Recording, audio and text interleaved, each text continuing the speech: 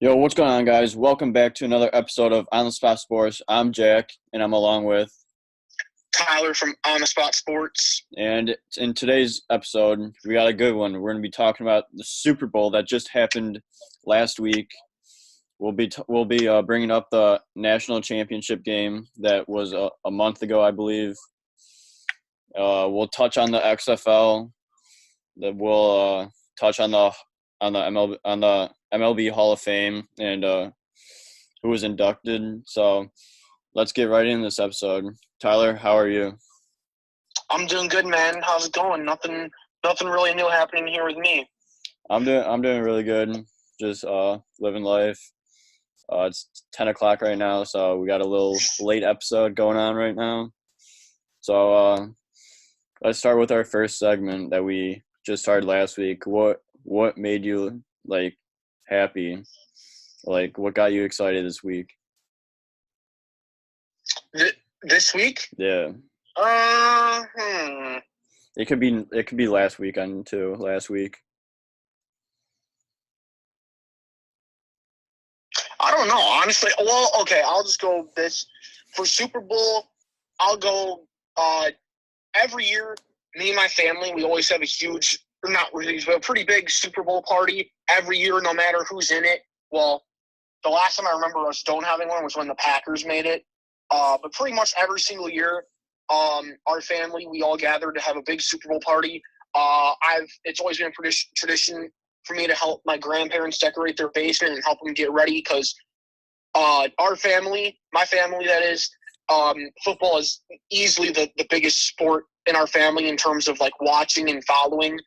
My uncles played football growing up, and so it's been in my blood ever since. I've been exposed to it from a very young age, and the Super Bowl is obviously arguably the biggest event in America every single year. Biggest stage, biggest game, National Football League World Championship, and so every year we get together for it, and it's just a great time, man. I love seeing my family all the time, and then family and football, perfect double F combo. I mean, right there. So that honestly made me extremely happy doing that every single season. It's always fun hanging out with them, and actually for the first time in about honestly 5-6 years, I was not rooting for a team to win in the Super Bowl. I just wanted a good game. Yeah, and a good game you got. Yeah, I mean, we'll get to the game in a little bit, but I have my little thoughts on it. It was definitely better than last year. I'll give that. I'll just say that right now. Yeah, for sure. We'll discuss that later in the episode, but it's always fun going to Super Bowl parties and just chilling with family or friends, eating some good food, watching the commercials. Absolutely.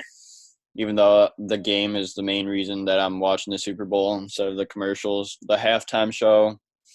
Not a huge fan of that. Yeah, one. not a huge fan of that, but it was definitely something to keep you entertained. That's for sure. Absolutely. So I got to ask you, were you going to say something? And it's see a fun game, nice close game. It was also it was a nice to see that game, that type of game. Yeah, I mean, Super Bowl, you always expect, like I said, one team's got to come up, and this was very unpredictable. I mean, the last couple of years, it's been pretty decisive in terms of who's going to get it done. But I mean, this game, very unpredictable. I did not think what would have happened for sure. Yeah, for sure. It was so we'll get in more into detail on that very soon. But let's get to our other segment. What's grinding your gears? What's made you upset or mad in the past week? Oh, you go first. Oh, that's a tough one. I honestly don't really have one besides maybe 8 a.m. classes because I'm still half asleep in those classes. But what are you gonna do? I'd rather have 8 a.m. classes than have late night classes that end at 10 o'clock at night. Those blow. Actually, you know what? That's true. I'll say the same thing for me. So I think I maybe said this a little bit in the last episode. I got an 8 a.m. English class every Monday, Wednesday, and Friday. And that's, like I said, that's my earliest class, the first class of the day. And, man, 8 a.m. English, I mean, it's just brutal. It sounds as worse as it is. And not to mention, I mean, the shit we talk about in this class, it's just like, oh, my God. It's like it makes your brain dead. Like, exactly. Nobody knows what exactly we're doing in that class. 8 a.m. college English. It sounds just as worse as it is. And like I said, nobody really understands what we're talking about. So it's – I half the time, more than half the time I should say, I zone out like I normally do. Not intentional. It's just it happens with me a hell of a lot. But I mean, it's rough, man. It's rough. I feel that I'm the same way. I find myself zoning out and then all of a sudden you have to like concentrate and be like, I'm in this class right now. I have to learn. Exactly, and it's just so freaking painful. Do you hate the times when you're like falling asleep in class and like your head bobs and you're like, oh shit, look at that. Yes. And then there's times where I don't know, kind of, I could make like a noise or something, like a snoring noise or whatever. Or your teacher would be like, Tyler, what are you doing? Get up. You should have went to bed earlier. My friend in my other class, I'd caught him like dropping his head a couple times too, and he doesn't even notice because my other class is kind of like that too. But honestly, I don't even know if the teacher just tries to pick out, like random students. I feel like they might have an idea that most people would. I mean, yeah, I honestly think teachers really don't even give a shit about kids sleeping in class, because like if you don't want to learn, then it's not their fault that you're gonna fail. Exactly. Yeah, this is on you. This ain't high school where you got counselors and other teachers to pick you up. No, you are your own counselor in college. Yeah, that's for damn sure. So that's what's been grinding my gears. And like I said, 8 a.m. tomorrow morning, I'll be somewhat ready. Same. I mean, the one thing I will say I'm good at is attendance. I'll be there, but as far as me like being there, meaning like being in the topic conversation, yeah, forget that. I'll zone out about sports or whatever else. That's, like I said, unintentional, but it just happens to the best of us, man. Yeah, that just happens, and yeah, just gotta try and learn whenever you can. Right. Yeah. So for me, like I didn't say like a happy thing that I did this week so far. Oh. And yeah. I played in a hockey charity tournament this past Sunday in Chicago at the Chicago Blackhawks practice facility. That was a lot of fun.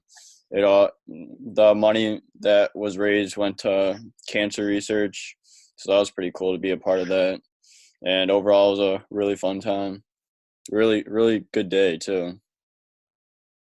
And would you like to say who you met at that hockey charity event? Oh yeah, I met the legendary Brian Bickle of the Blackhawks. Awesome stuff, man. We should try to get him on the podcast. That would be like almost hitting the jackpot. I mean, you got this guy's like the Andrew Shaw of the early Blackhawks, 2010s Blackhawks era.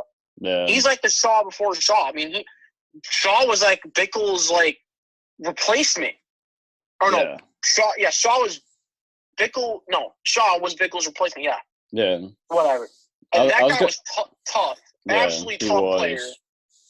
He scored some goals too, which is nice. Oh, absolutely. He'd be right there, punching the guy in the face, dropping F-bombs, drop the gloves, drop the stick. Hey, you want to go, man? That's Bickle. And I feel like, especially for hockey, you need that kind of person on. You need that enforcer. Like you need exactly. And I think you would know personally, because I mean, like, I don't play hockey. Obviously, you know that. But like I said, knowing you, I feel like they're having that guy to like is not pick up your afraid to team go up in when other you're not people's doing faces. so well. Just pick up the team. Exactly. Get that other team, like maybe not necessarily trash talk them, but let's say get them up. And if they start something, they go after them and pick your team back up. And that, I feel like that'd be a really huge asset for pretty much all hockey teams. Yeah, 100% there. And I was gonna ask him about the podcast, but he was in a rush. He had to go sign autographs for the kids, so he's making a lot of time for. He made a lot of time for everyone. He was there for like 3 hours. Understandable. I mean, he's a great guy, great athlete, so that's understandable. Yeah.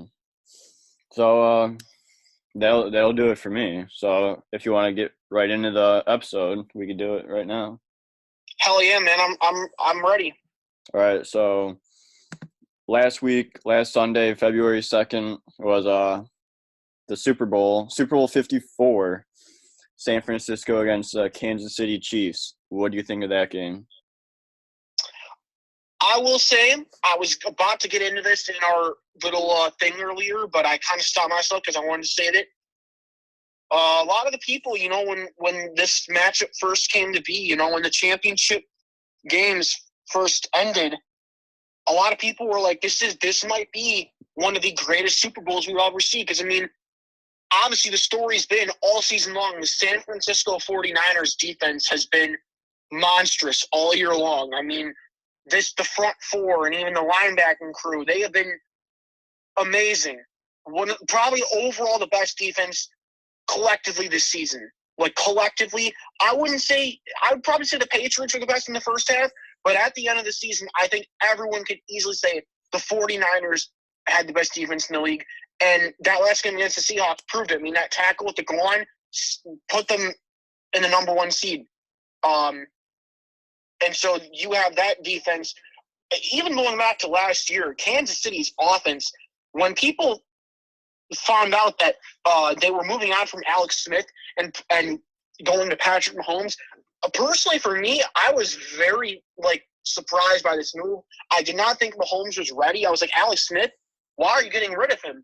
But seeing this kid play and seeing the amount of weapons that they have and how he's using them, this kid is something special. I mean, we have not seen a talented kid like this in a long, long time, and that's coming from someone who's grown up watching Tom Brady and Peyton Manning. I mean, he could be on their level or maybe even greater. So, especially seeing those two sides of the ball collide, I thought this was going to be a fantastic matchup. And even on the other side of the ball, Niners offense was really, really underrated in my opinion. Chiefs defense is making a statement at the end of the season. So I thought this was going to be a great Super Bowl. And a great Super Bowl it was. Well, I think it was. It could have gone better. I don't think it was great. I think it was good, but it wasn't. How about this? We were all expecting great. This is me. I was expecting great. Most people were expecting great. It wasn't bad, but it wasn't. For the quality of the game, great. It was good. I agree. It was right in the middle. It was a good Super Bowl. Nothing like to be bragging about top 5. I honestly thought this would be a top 5 or top 10 Super Bowl. I don't think it was. I'd say maybe top 20. See, it's hard. I mean, probably around middle of the road or a little bit over that. Maybe between 20 and 25. Maybe a little bit lower or higher than that. I'm not sure. Yeah, I can see that. It wasn't great, but it wasn't bad either. It was good. Yeah, you got one of the league's best defense, and then one of the league's best offense playing against each other, which both teams exploited each other pretty well, especially since they got this title of great defense and great offense going at each other. They both really picked apart both of their strong weapons. Absolutely. And like I said, the game, I think one of the keys to this game was momentum. Momentum was very, very key in this game. It changed very, very quickly as well. And especially in that second half where things got really, really tight. I mean, going into half, it was 10-10 both teams kind of missed an opportunity there, especially with the Niners electing not to take their timeouts. There was no room for mistake in the second half. And as you clearly saw, the 49ers came out doing exactly what everyone thought they needed to do to come out and win that game. And everyone's like, wow, 49ers have it made. But I'll get into that. Yeah, one thing led to another, and Patrick Mahomes has done what Patrick Mahomes has done throughout the playoffs. And I said, you know what? He cannot afford to go behind against the 49ers defense. This defense is way better than any defense he's faced in the playoffs. He cannot afford. I think if they go down like that, they're not coming back because the Niners defense is just that good. But I don't think Patrick Mahomes was there to play. He was there to play. He is, but I think, hear me out on this, I don't think the Niners defense is the reason why they lost this game. I think it's, if you had to blame someone for the 49ers Super Bowl loss, it's Kyle Shanahan all the way. I mean, after Kansas City, they scored that offensive touchdown to go down 20-17. That's, you can't nothing to do about that. Mahomes led a good play. But you got 6.5 minutes left, and you don't want the momentum to change back to Kansas City. What has been your key strength this whole postseason and throughout most of the regular season? Running the football. What did they do so good against Green Bay that they only had to pass at times? Run the ball. The football. So 6.5 minutes left. Everyone's like, run the football. The Chiefs defense ranks 26th against the run. 26th. How do you not attack that? So when they got that first play to get 5 yards and first down, I'm like, oh, here we go. That's the sign right there. But then good old Kyle Shanahan comes along, and he's no stranger to blowing double-digit leads in the Super Bowl. I mean, he only led the Patriots to that one back in 2017 with the Falcons as the offensive coordinator. True. He does it again. Why would you pass on 2nd and 5 after you gain 5 yards on a run play? Do you really want Patrick Mahomes to go back on the field? Because when you turn the ball over on downs, the momentum just completely changes into Kansas City's favor. Yeah. 100%. No doubt. 100%. No doubt. Going back. Very, very puzzling. Yeah. Very puzzling. I mean, we all know Mahomes is a magician. He did what he did. I am not. He is a magician. But his first half was terrible, absolutely terrible. Oh, and that's another thing too. I want to get to, especially late in that third quarter. I mean, Patrick Mahomes was rattled. Like, I have never seen him look beat down and just tired. But the end of that third quarter, like when the 49ers started going up, he looked extremely beat up. Like, every throw was rushed. Every time there'd be a glimpse of a pass rush, the ball would be out, and he'd be making throws that are hitting the guy's feet, and it's like, this is not the Mahomes we're used to seeing. I mean, this is how physical this 49ers defensive front is, and they were getting to him. Like, Nick Bosa, what a hell of a game that guy played. I mean, I know the stat sheet won't really show a lot of it, but we were watching, and then Nick Bosa was in on almost every single play. Yeah. That kid was insane. And like I said, I've never seen Mahomes look like that before, except when he played the 49ers. But when they got that large pass, it just kind of all went downhill. And adding in the fact that Kyle Shanahan decides to give the ball right back to them, that did them absolutely no good there. Because like I said, credit Mahomes all you want for that. Great job leading your team back downfield. But you got to think, if the 49ers did not pass the ball, they could have easily ran out the rest of the clock. Because, I mean, that running attack has been ferocious all season. Yeah, for sure. It was a very good game. It wasn't, like you said, it wasn't great, but overall, I had a good time with just watching it. Watching these two teams battle it out. Like, it literally went until like 11 minutes in the fourth quarter, or 11 minutes left of the fourth quarter, and then by that point it was done because Patrick Mahomes turned up the heat. He was there to play compared to what he was doing the first three quarters. I don't know what he was doing there, but Yeah, I the mean, last quarter he turned it up. beat up for nothing, man. That kid is going to give you 100%. I mean, he is something special. And this Super Bowl honestly felt, and it was, this Super Bowl just had a very different feel to it. And for me, that different feel is the future is here, because for the first time in about 5-6 years, since the Ravens met the 49ers, in fact, in the Super Bowl, we have not had Tom Brady or Peyton Manning face off in the Super Bowl. Patrick Mahomes and Jimmy Garoppolo were the starting quarterbacks, and had coaches being back. Kyle Shanahan for his first time, Andy Reid for his second time. This just felt like the future is here. It is officially here. And I'm sorry to say it, because I know you're a Patriots fan. I know you love them and everything.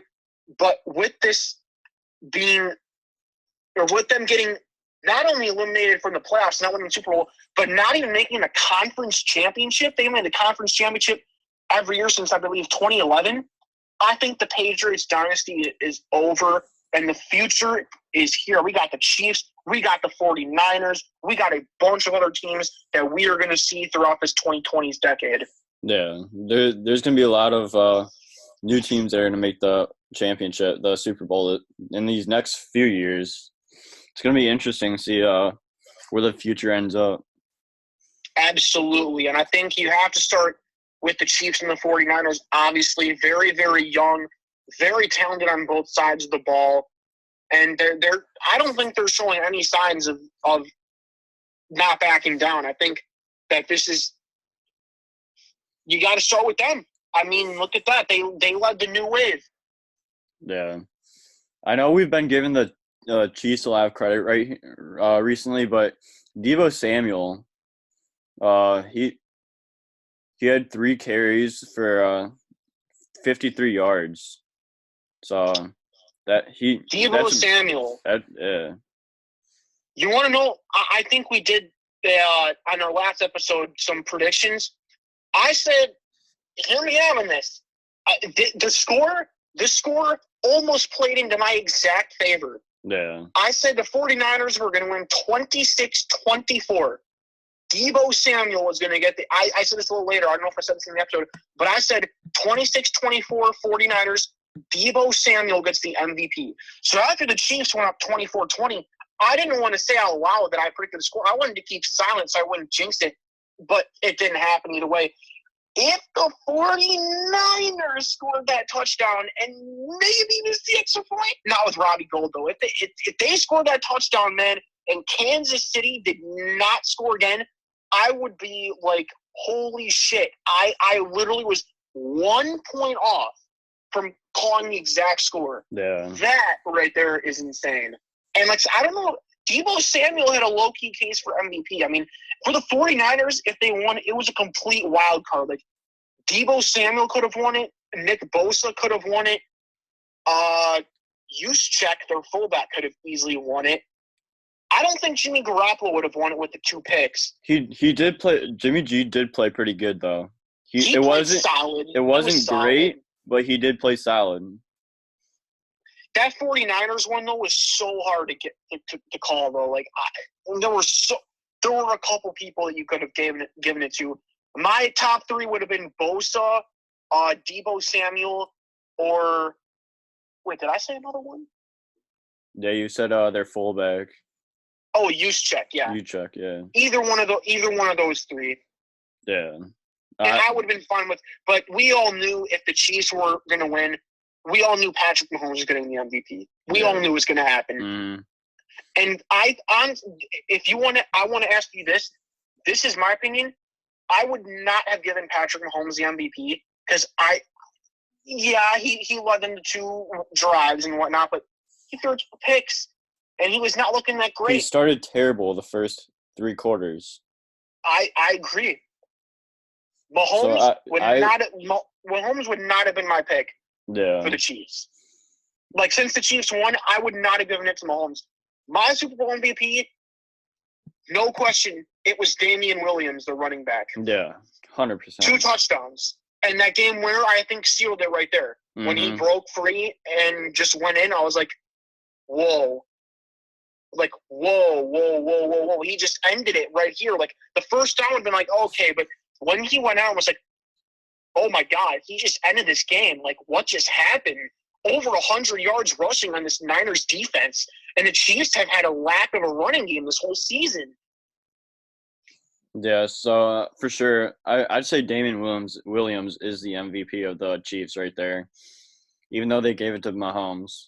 Damien Williams played a great game. I mean, I'll be honest. I got no problem with Mahomes winning the MVP. Yeah, I don't either. I'm not against him or anything like that. But like I said, the 2 picks is like, you know. And the terrible start. He did lead them to 2 game-winning drives, and like I said, I couldn't really see them giving it to anyone else because it's Mahomes. I mean, the dude is just proven to be a flat-out superstar in all shape or form. I mean, it was just kind of obvious from the start. Yeah. So as this was a really nice talk of the Super Bowl. So the Chiefs ended up winning 31-20, which so obviously you were closer in the scoring prediction because I guess 20-17. It did work out in my favor for like the first 3 quarters, I believe it was. But then you said OT too, right? Yeah. At first I thought it was going to be that, but then Mahomes turned it up. Hey, you got the 49ers score right though, so that's good. You were just 2 touchdowns off on the Chiefs. I was, 6 for the Niners and 7 for the Chiefs. Yeah. So 13 points off. So we were both about the same. I was 13, you were 14. So we were both not too far off. Yeah. But is there anything else you want to cover from the Super Bowl? Nothing really else. Just congratulations to the Chiefs. Any Chiefs fans on here who watch, congratulations to you guys. Yeah, congrats. The city earned it. Not a lot of people want to talk about this, but they were down double digits in all 3 of their playoff games and came back and won. That's pretty freaking awesome. And that Texans game, I remember driving home from visiting Jack actually in the car, and they were up 24-0. The Texans were. I was like, what? And then by the time I got home, the Chiefs were up. I'm like, wait, what? Yeah. Like, I thought the Chiefs were done, and then all of a sudden they beat the Texans. The Titans were looking like they were going to do the same exact thing they did to the Ravens and the Patriots, but they came back from that, and then down double digits in the Super Bowl against arguably the best defense in the league. They came back from that too. Unbelievable. Impressive Great season. Run by the Chiefs. Great run by the Chiefs. Yeah, 100%. And you want to know the last time they lost a game this season? It was to the Titans in week 9, week 10, I want to say. The Titans blocked a field goal to win. Wow. Oh, and Mahomes did get injured. And right, I remember when people were saying the Madden curse lives on. Now people are saying the Madden curse is broken since he won the Super Bowl. So I don't know. We'll see. Yeah, that is true. I forgot about when the last time they lost. That was an impressive run by the Chiefs. Yeah. In all honesty, and I'll wrap up though. Congratulations to the Kansas City Chiefs. I'm very interested to see how many more Super Bowls they'll win in the Patrick Mahomes era. So congratulations to you guys. And also, I want to give a huge shout out to the 49ers. They came back from 4-12 last year. Their season could have gone a lot different last year if Jimmy G didn't tear his ACL, but he did against the Chiefs, unbelievably. But what a job! Turning it around from 4-12 to 13-3, number 1 seed, and then a Super Bowl appearance. Absolutely great job by them. And John Lynch, GM, Kyle Shanahan, head coach, they got something building up there in San Francisco. They do. So congrats to the Chiefs, and great season for the 49ers. And you want to move on to the national championship game? Absolutely, yeah, let's do it. And I can't wait for a great NFL offseason as well. I think we'll have a whole episode dedicated to the NFL offseason. We will for sure. You want to start for the national championship? Yes, sir. Let's do it. Well, first, I think we got to talk about the college football playoff leading up to the national championship. So, college football playoff, 4 teams duking it out. LSU is number 1, Ohio State 2, Clemson 3, Oklahoma 4. So 2 faced off against 3, 4 against 1 like they always do. LSU put up a beating on Oklahoma in the Peach Bowl, I believe. 63-28 was the final of that. LSU just completely ran away with that one from the start. And then Ohio State and Clemson, I think some people are calling that one of the greatest games of the decade. That game had all kinds of up and downs. But ultimately, Clemson came out on top 29-23, and it ended in a miraculous pick thrown by Justin Fields in the end zone, going down the field to try and win the game. So, great game. And then the national championship, people were saying, oh, this is going to be good. Tigers and Tigers. Death Valley against Death Valley. That was an interesting game, for sure. That was really fun too to watch. Yeah, I mean LSU. It kind of was the same thing for me. And I did a Capital One Bowl Go Tigers! Go Tigers! Yeah, I did ESPN's Capital One Bowl Mania, and I did predict Clemson and LSU to win. In mine, I picked Clemson to beat LSU, but I said, if LSU wins, I will not be the least bit shocked. Yeah. And they certainly did that, all right. Perfect season for LSU, too. Perfect season. Yep, another national championship with 2 undefeated teams going in facing each other, second year in a row. But this time, LSU ended up on top. And amazingly, that was Trevor Lawrence's first loss as a college quarterback. Wow. And he's a junior or senior, right? That was his sophomore. He is entering his junior season next year. Yeah, that's right. So that was his first loss in 2 years. That's pretty good. Yeah, great start for Lawrence. I mean, overall, I think what this game really amounted to, it was kind of like the Super Bowl in a way.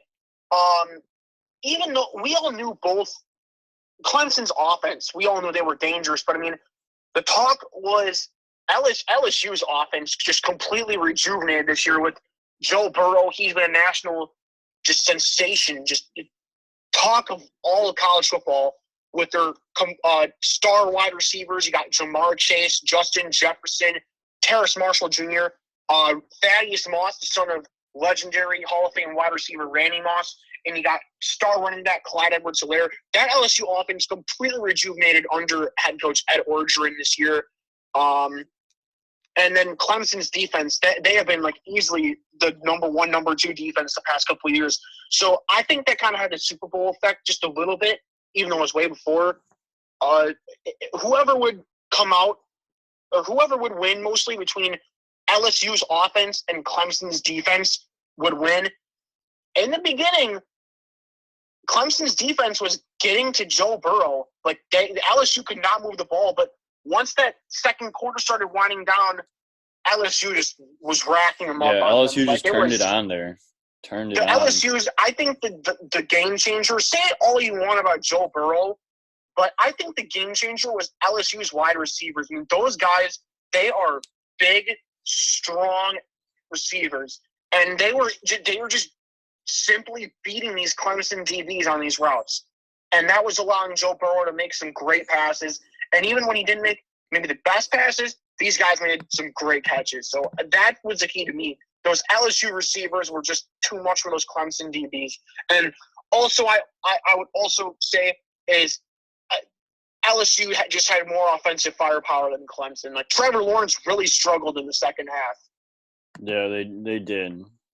The deficit was definitely manageable, but Lawrence could not find his rhythm in the second half. Mm-mm.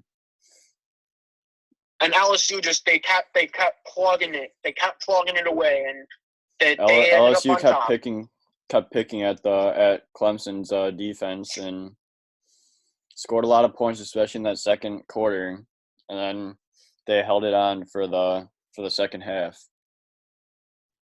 Yeah, and say what you want. There were a bunch of questionable calls, in my opinion. But it's a part. It sucks to say because sometimes it makes me so aggravated. But then this time, I was just like, bad calls. It's just a part of the game. Sometimes you can't really take away from it. Yeah, it's just part of the game. There's really nothing you can do I about don't those really calls. think it would have made a huge difference. I don't really think those bad calls would have helped Clemson win necessarily. Maybe made it a little Maybe closer, if it was closer, but it wasn't that close of a game. Because both of the controversial calls were against Clemson, like that targeting call that knocked what's his name, Skolsky out of the game. Yeah, That was huge for Clemson. That dude was confusing the crap out of Joe Burrow the entire game.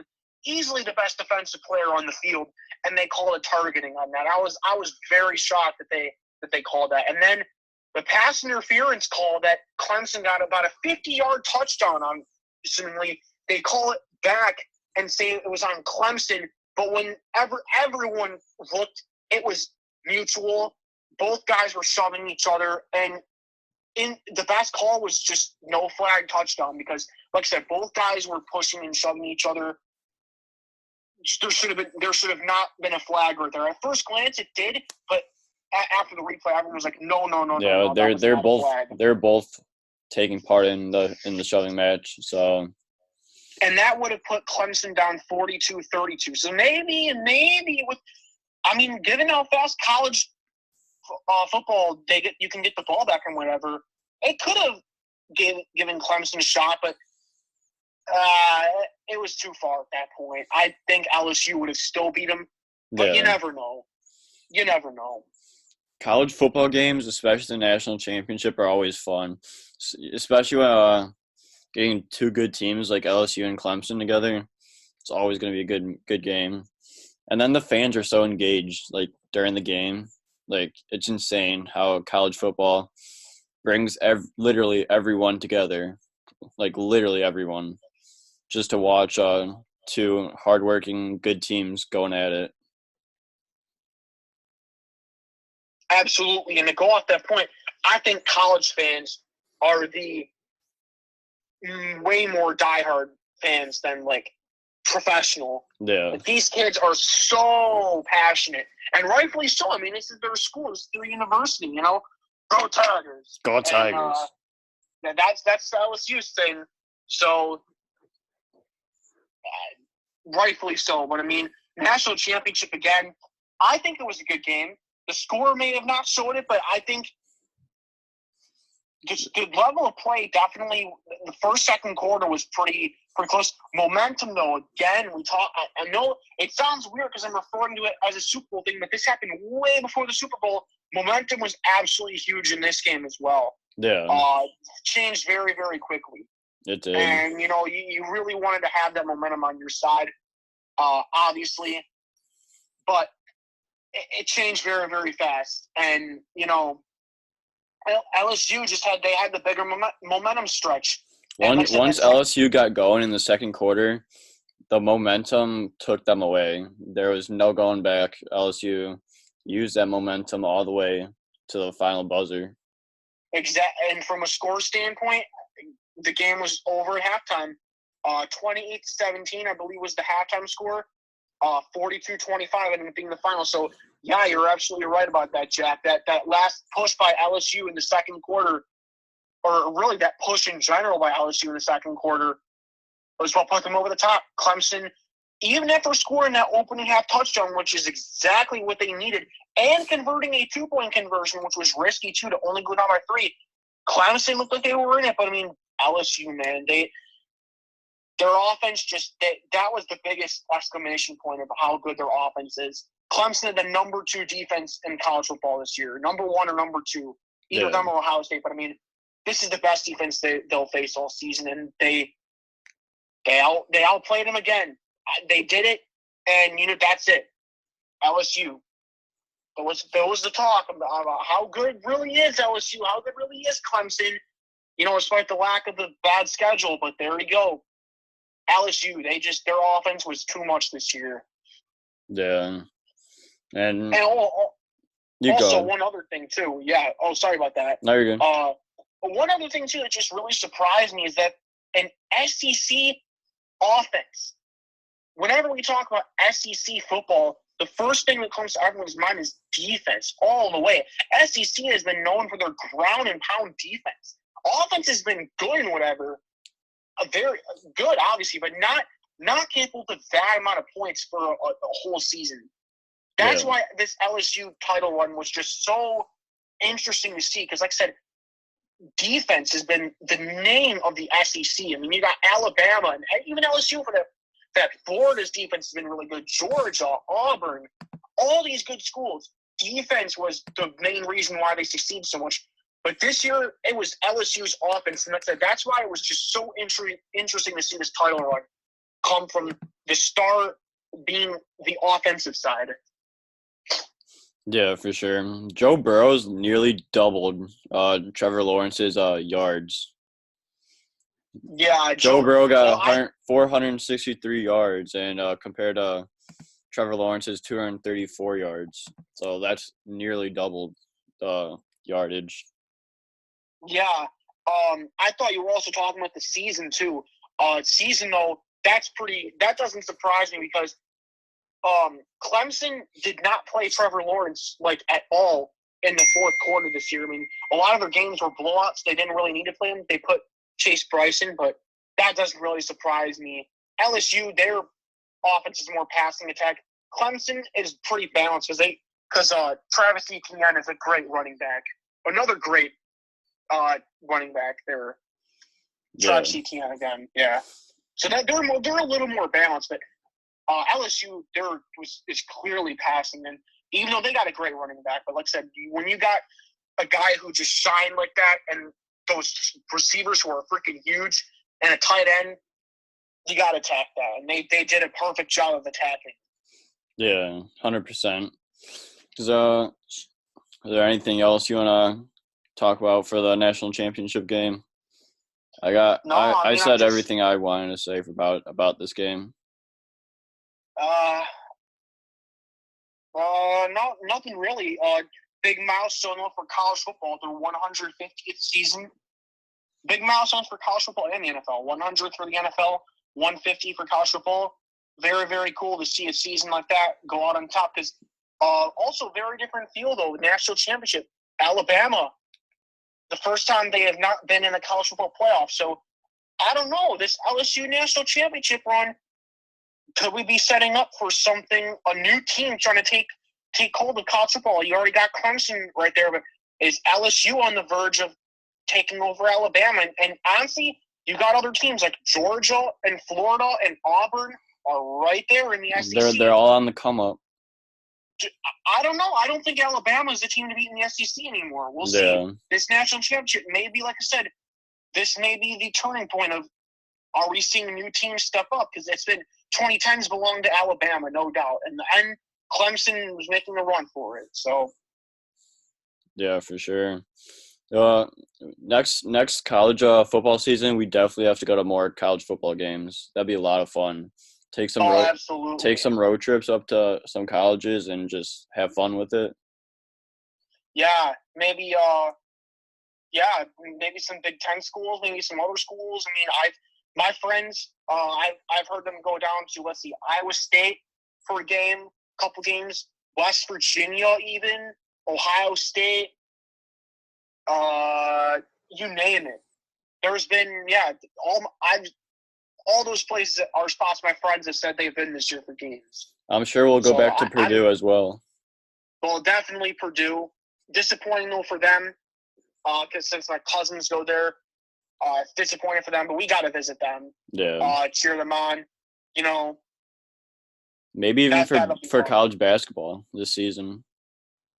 Yeah, college basketball. We got to do an episode for that too. But they're on the downside for basketball this year.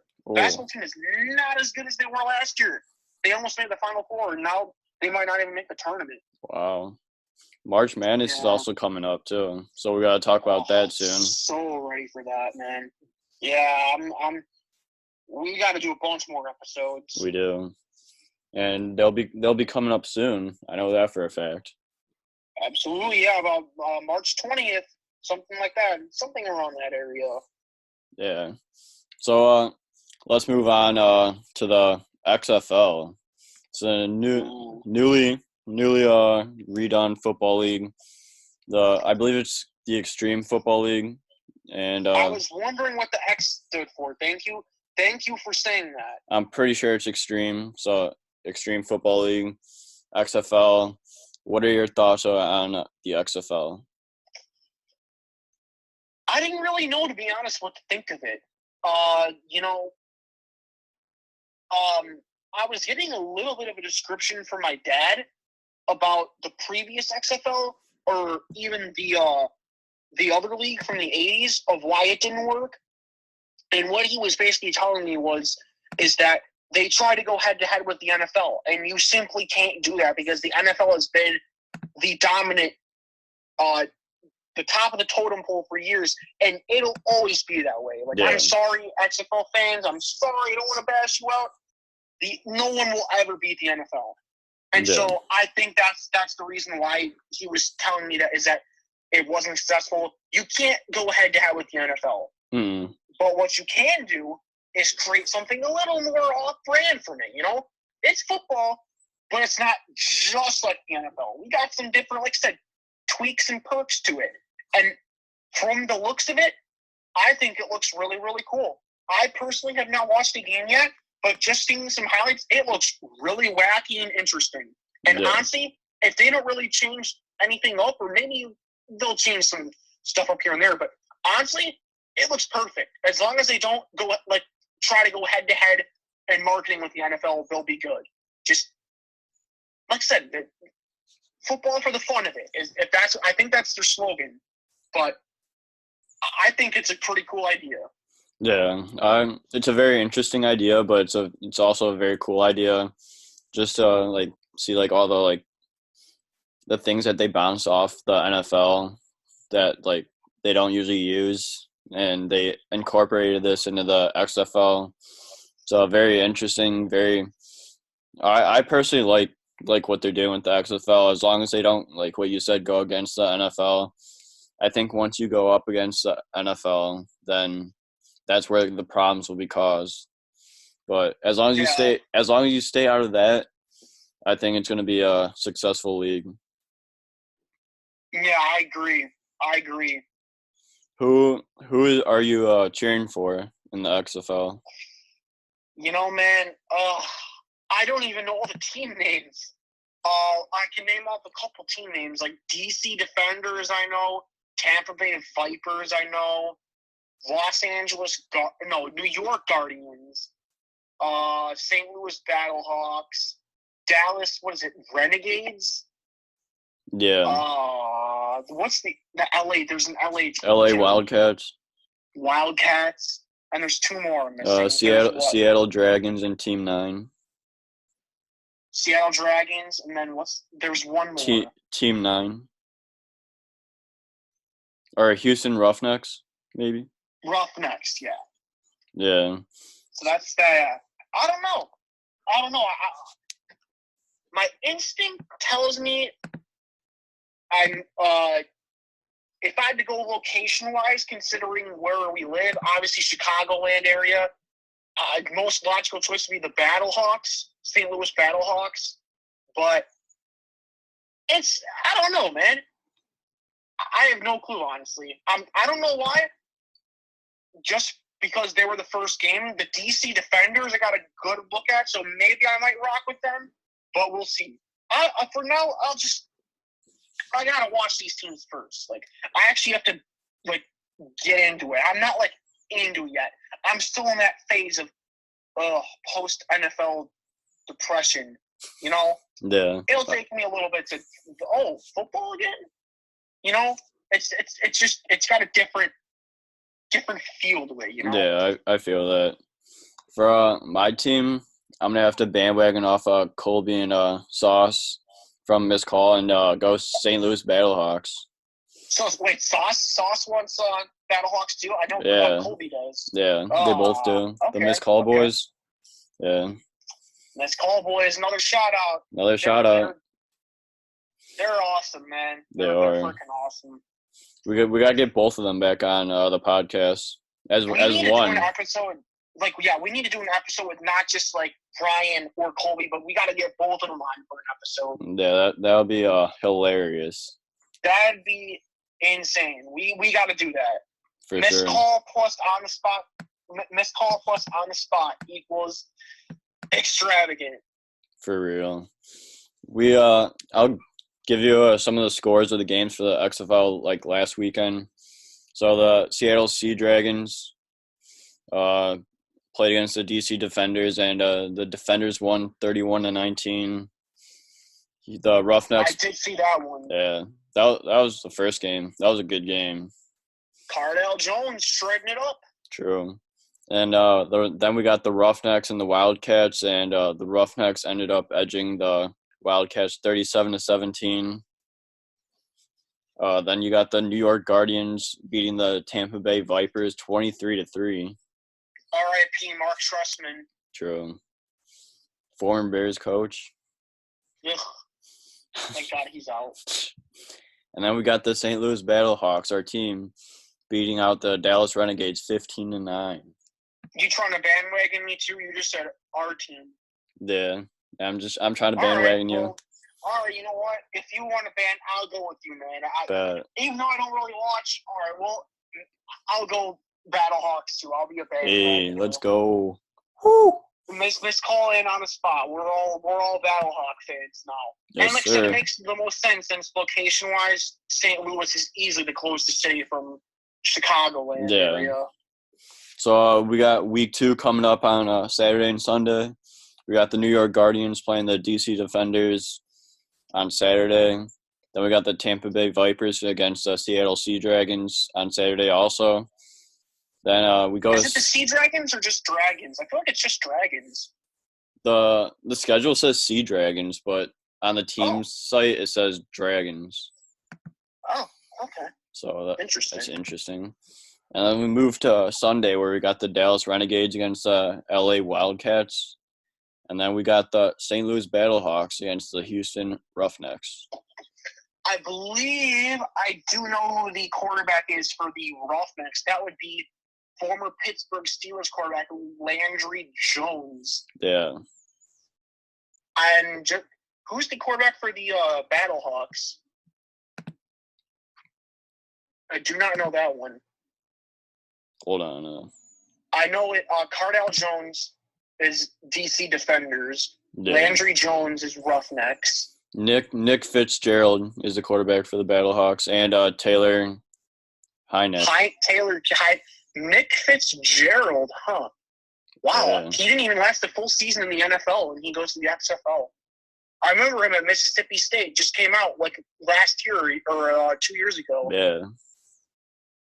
Interesting. Taylor Heineke, yeah, he was the backup quarterback for a couple of teams. I believe Carolina, Minnesota, even the Lions maybe. So he's been out there a while. Yeah. Nick Fitzgerald. Okay.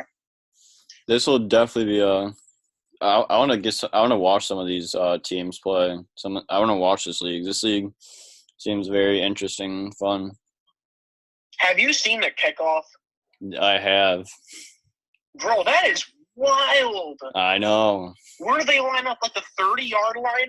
Yeah, I believe like 25, 30-yard line, I believe it is.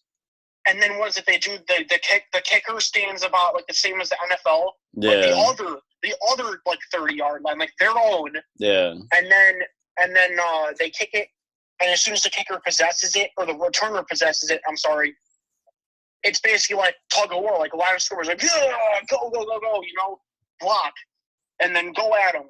Yeah. It's very interesting. It's wild. It's crazy.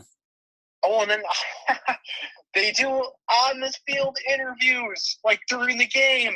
Did you see that one guy F-bombed That was hilarious. It was. Like, I believe there was like a little scrum going on, and then they caught him up at the sideline, and then he was like, he's dropping some F-bombs. It's funny. First F-bomb of the XFL. TV couldn't quite pick it up enough. You heard the little bleep, but it was way after the fact when he said the Yeah. F-bomb. Rightfully so. I mean, they were caught off guard by that. So I'm not blaming ABC for that. I mean, it's, interesting. And then, you got a player puked on the field? Really? I did not see that. You did not see that? No. Oh, yeah, this receiver lining up in the slot, I believe, and he just puked all over the field. Wow. Disgusting, man. Amazing first week of the XFL. And then, defender makes a pick. They go immediately do an interview. That's like an actual every time that happens, like an interception. They go interview the player on the sideline like right away.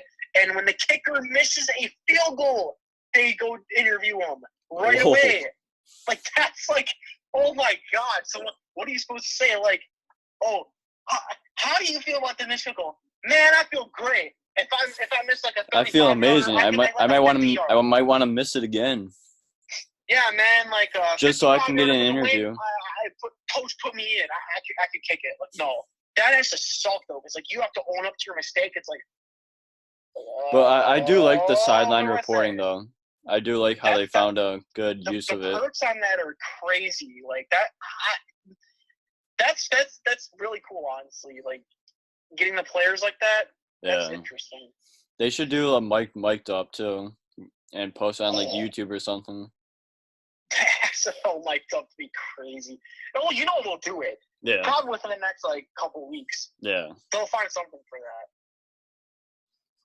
So, I just hope though that this league doesn't fold like the Alliance of American Football did, because I mean a lot of these players that are in the XFL like have played in the Carl NFL. Jones and Landry Jones. A lot of those players were in the Alliance of American Football. And that Alliance of American Football was honestly migrating a lot of players from the NFL to that.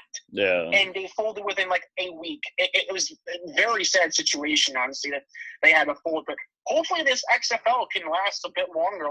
Like I said, like I was talking about with my dad, he said as long as they don't go toe-to-toe with the NFL, they should be okay. Yeah.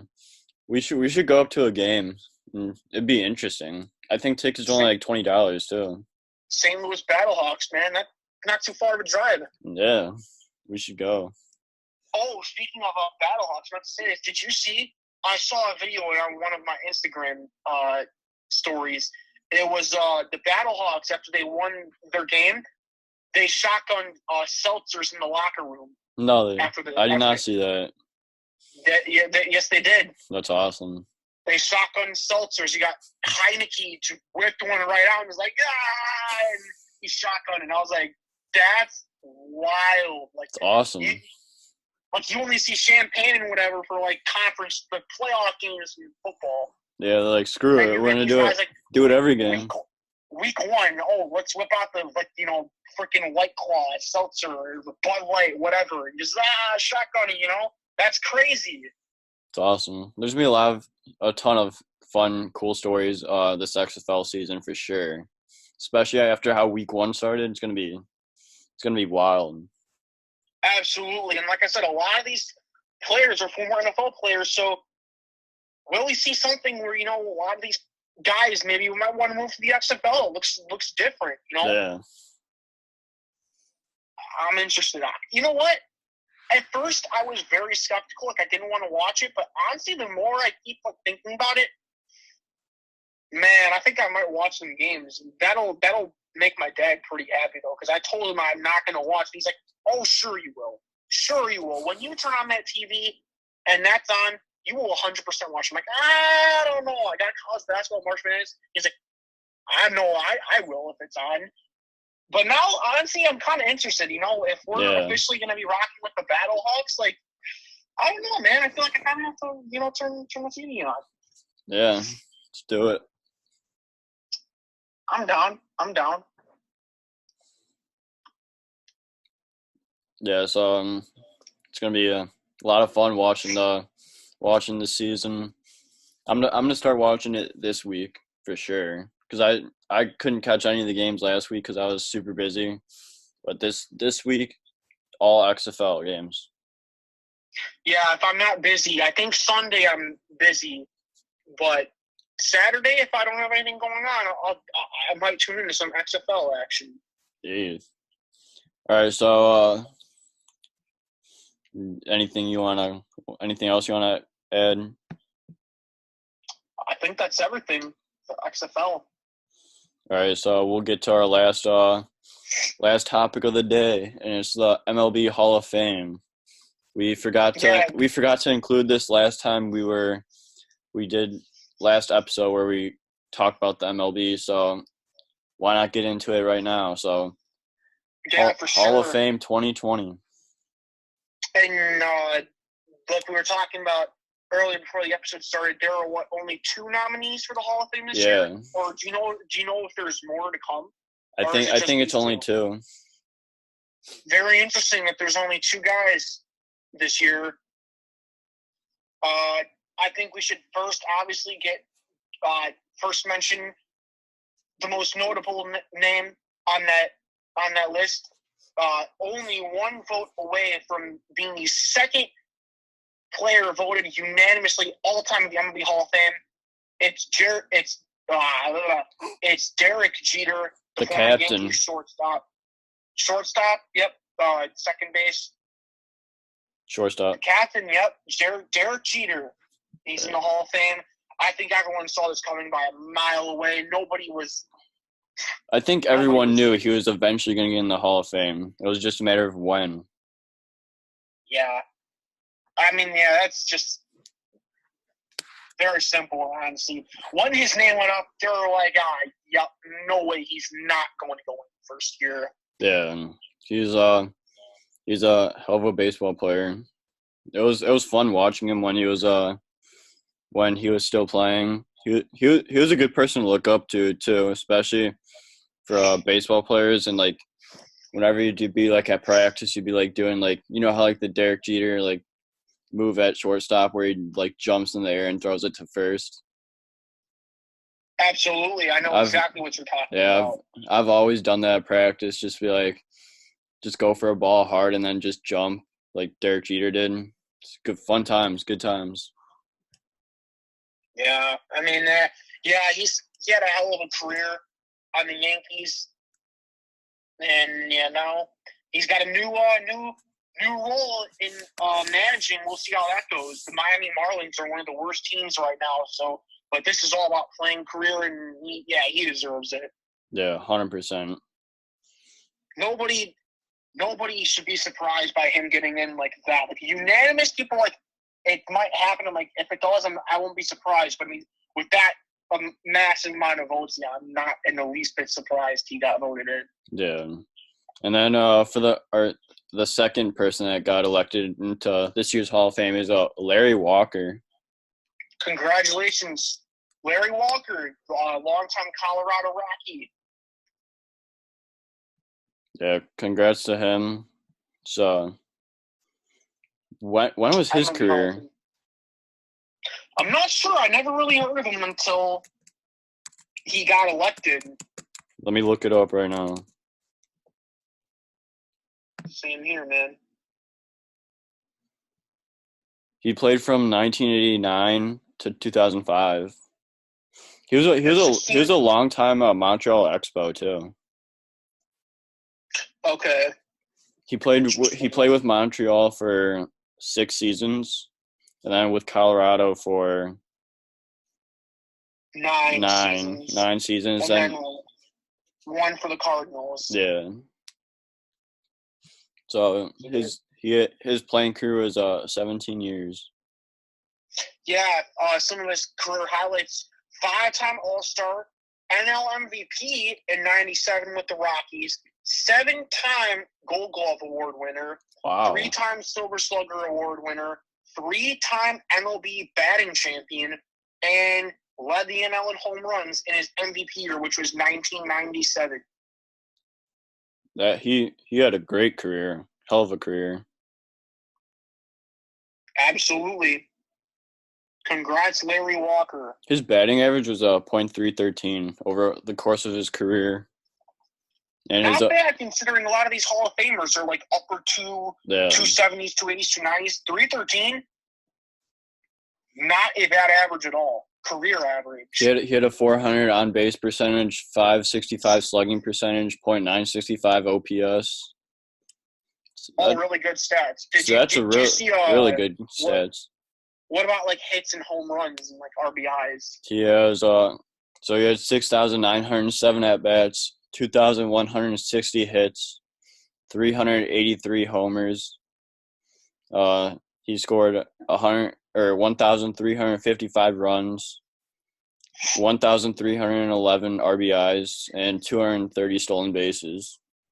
Those are very respectable numbers. Yeah, 2,000 club. Not a lot of baseball players get to join that. Home runs don't really matter so much. I mean, like if you got a lot of home runs, that's cool and whatever. But I mean, back in the day, you didn't really need like a massive amount. I mean, a lot of those stats, that's just consistency right there. That's great. He was very consistent. Seems like baseball and consistency. That's a great mix because consistency is huge in baseball. You have to be consistent all the time. Absolutely, and then you talk about like being consistent is like batting like 300, which is like 3 out of 10. That's crazy. So imagine being consistent and getting out a hit like 3 out of 10 times, and he did that. Yeah, it's respectable because more than half the guys in the league right now are batting, like you said, upper twos.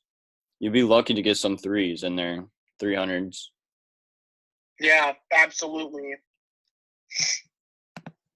So these two players had great careers, great respectable numbers.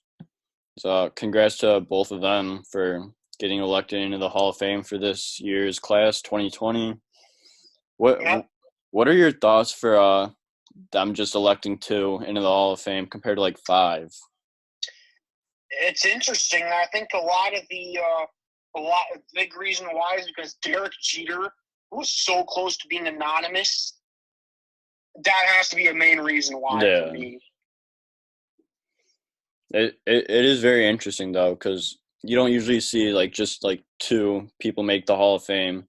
It's usually like, I know you said the NFL like earlier, there's like 5 to 10 players that make the Hall of Fame that in a class.